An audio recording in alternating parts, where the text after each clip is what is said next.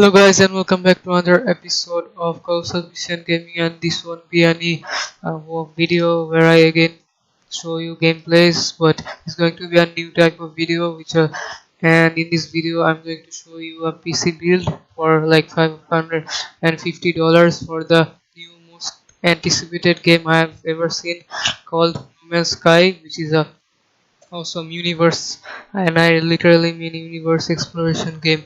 So without any further delay, let's get into the parts. First of all, we have the Core i5 6400 as our CPU. It's a quad core processor at 2.7 GHz. First, let me tell you that as it's a quad core, you'll be playing any games you want.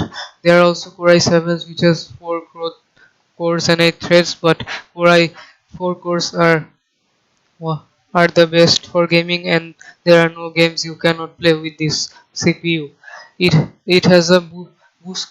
It has a base clock of 2.7 GHz and a max turbo clock of 3.3 GHz. So that's a really nice turbo clock. I mean, that's a really high jump over the turbo clock. So it's also fast, and as it's the latest Intel Skylake processor, it's also kind of future proof, and it also has a really low thermal design power, which is only 65 watts, and also includes a CPU cooler. Anyways, let's get to the motherboard. This is the Gigabyte GAH110M ATX micro ATX motherboard, which means it's going to be a small factor. It's also a really good budget motherboard.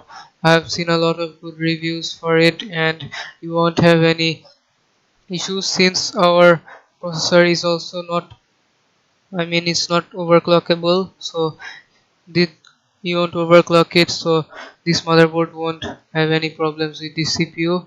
And it has two memory slots of DDR4 2133 MHz RAM, and maximum supported memory is 32 gigabytes, which means you can slot maximum 32 gigabyte of RAM, which is really a lot.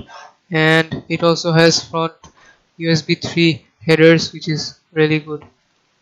One thing to keep in mind is that it won't have any SLI support, so that's something to keep in mind. Anyways, let's go to the RAM. It's RAM, you can really go wrong. You really can't go wrong with the current RAMs, and they are really cheap, and even the latest DDR4 RAMs have become quite cheap, so you really can't go wrong with it.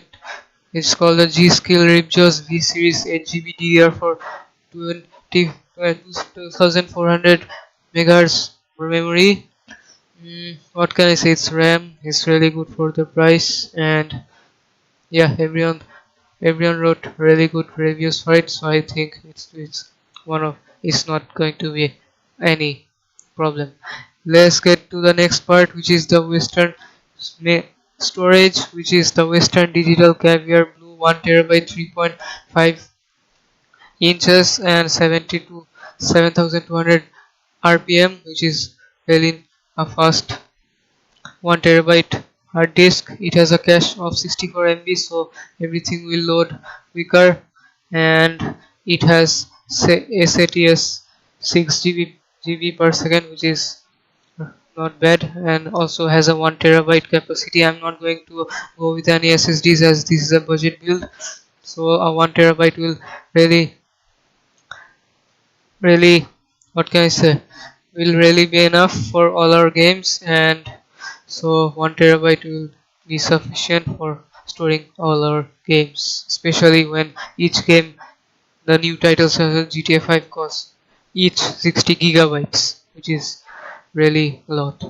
Then let's get to the part which actually makes this PC build a gaming build, is the Asus Radeon R9 384GB video card. This is a card from AMD, and it's a 4GB model. 4GB is really great, and 4GB is really great for 1080p gaming, and even you can do really well 1440p gaming with this video card, and you will really get more than 60 frames per second or on almost every AAA titles. And this is this is also overclockable, but it's still a really great gaming card. You can It also supports FreeSync and has DVI dual link, DVI two DVI ports, one display port and one HDMI port. And then let's get to the part of the case, which is the Roswell Galaxy ATX Minter case. In a budget build, you really don't need to care about the case, but for all I know, this is one of the best budget case I saw. So I have picked this one, but you can go with any case you want as long as they have all the features of the current hardware. And this this this case has a front USB 3 port, so that's good, and it will support our motherboard as is, and also has lots of SATA ports which it can handle. So storage will also not be a problem. And the last part of our build and is the Corsair Builder 500 watt power supply. It's 80 plus bronze, so it's well certified and will not cause you any, what can I say, blackout in terms of PC usage.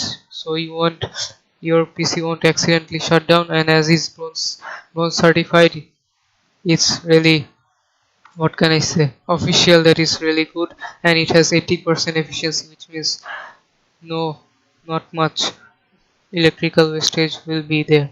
Anyways, that's all for today's No Man's Sky's $550 gaming build. If you have liked this video, please hit the like button and subscribe to our channel. And for any future builds, please comment down, and I'll try to make the build as soon as I can. So that's all for today. Thanks for watching. Hit that like button if you have enjoyed this video, and please subscribe to our channel for PC and gaming for more content.